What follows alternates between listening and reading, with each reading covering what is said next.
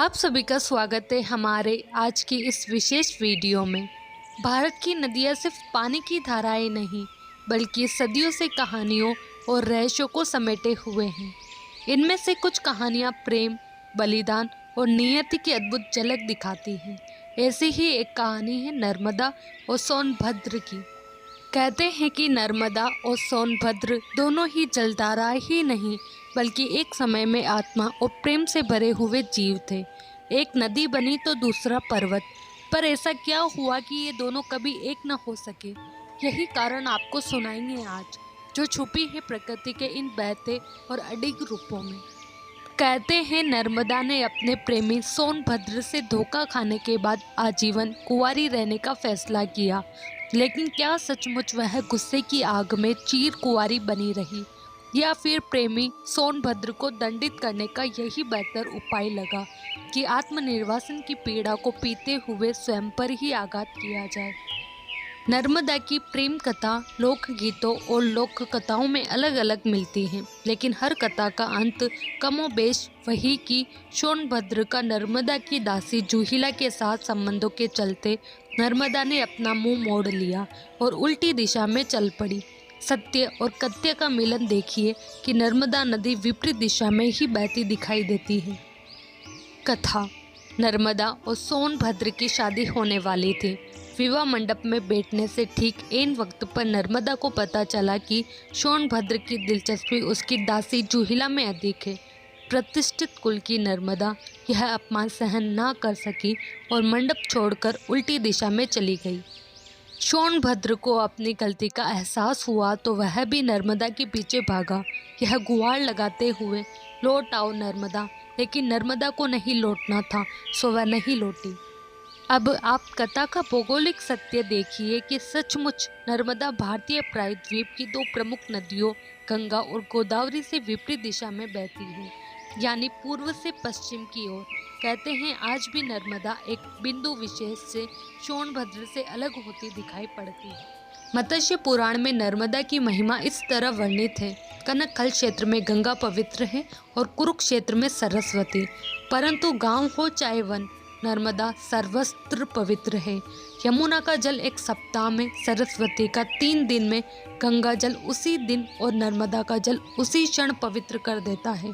एक अन्य प्राचीन ग्रंथ में सप्त सरिताओं का गुणगान इस तरह है। अन्य कथा। इस कथा में नर्मदा को रेवा नदी और सोनभद्र को सोनभद्र के नाम से जाना गया है। नद यानी नदी का पुरुष रूप। बहरहाल यह कथा बताती है कि राजकुमारी नर्मदा राजा मेखल की पुत्री थी। राजा मेखल ने अपनी अत्यंत रूप से पुत्री के लिए यह तय किया कि जो राजकुमार गुलाब कावली के दुर्लभ पुष्प उनकी पुत्री के लिए लाएगा, वे अपनी पुत्री का विवाह उसी के साथ संपन्न करेंगे। राजकुमार सोनभद्र गुलाब कावली के फूल ले आए, अतः उनसे राजकुमारी नर्मदा का विवाह तय हुआ। नर्मदा अब तक सोनभद्र के दर्शन ना कर सकी थी, लेकिन उनके रूप, यौवन और पराक्रम की कथाएं सुनकर मन ही मन वह भी उन्हें चाहने लगी। विवाह होने में कुछ दिन शेष थे, लेकिन नर्मदा से रहा न गया। उसने अपनी दासी जूहिला के हाथों प्रेम संदेश भेजने की सोची। जूहिला को सूझी ठिठोली। उसने राजकुमारी से उसके वस्त्राभूषण मांगे और चल पड़ी राजकुमार से मिलने।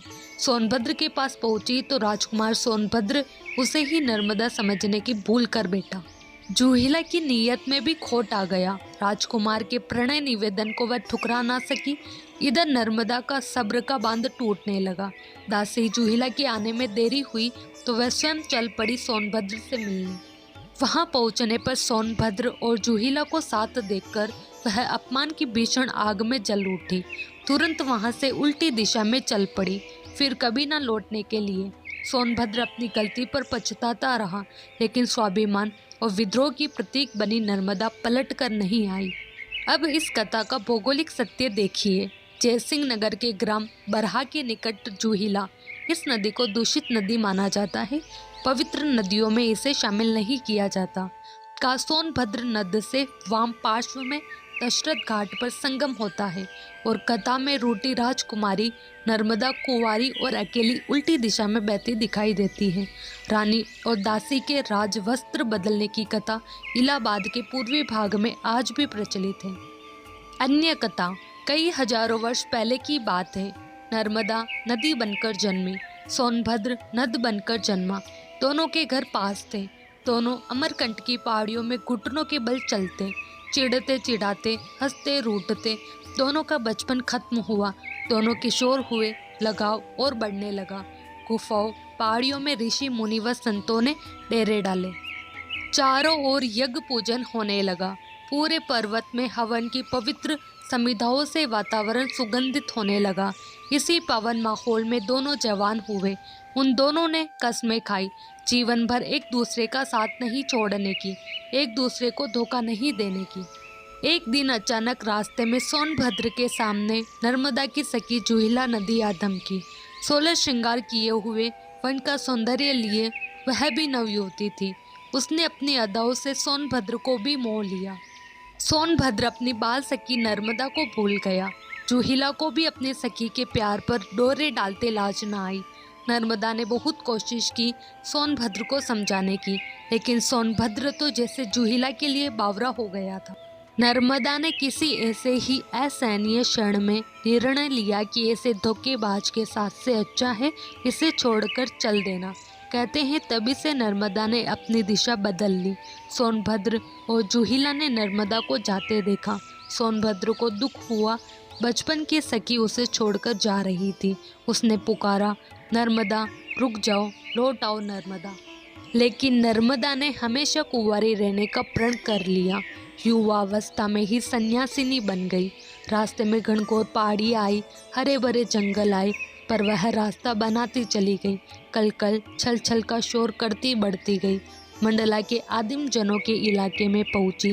कहते हैं आज भी नर्मदा की परिक्रमा में कहीं कहीं नर्मदा का करुण विलाप सुनाई पड़ता है। नर्मदा ने बंगाल सागर की यात्रा छोड़ी और अरब सागर की ओर दौड़ी। भौगोलिक तथ्य देखिए कि हमारे देश की सभी बड़ी नदियाँ बंगाल सागर में मिलती हैं, लेकिन गुस्से के कारण नर्मदा अरब सागर में समा गई। नर्मदा की कथा जनमानस में कई रूपों में प्रचलित है, लेकिन चीर कुंवारी नर्मदा का सात्विक सौंदर्य, चारित्रिक तेज और भावनात्मक उफान नर्मदा परिक्रमा के दौरान हर संवेदनशील मन महसूस करता है। कहने को वह नदी रूप में है, लेकिन चाहे अनचाहे भक्तगण उनका मानवीयकरण कर ही लेते हैं। इस प्रकार नर्मदा और सोनभद्र की प्रेम कहानी कभी पूरी न हो सकी। नर्मदा जो बहती रही, कभी भी किसी की संगनी न बनी, और सोनभद्र जो प्रेम में हारकर पत्थर बन गया, सदियों से नर्मदा को देखता रहा मगर कभी उसके संग बह नहीं सका। कहते हैं आज भी जब नर्मदा नदी की लहरें सोनभद्र पर्वत से टकराती हैं तो उसमें एक अजीब सी टीस सुनाई देती है, जैसे कोई बीता हुआ प्यार पुकार रहा हो।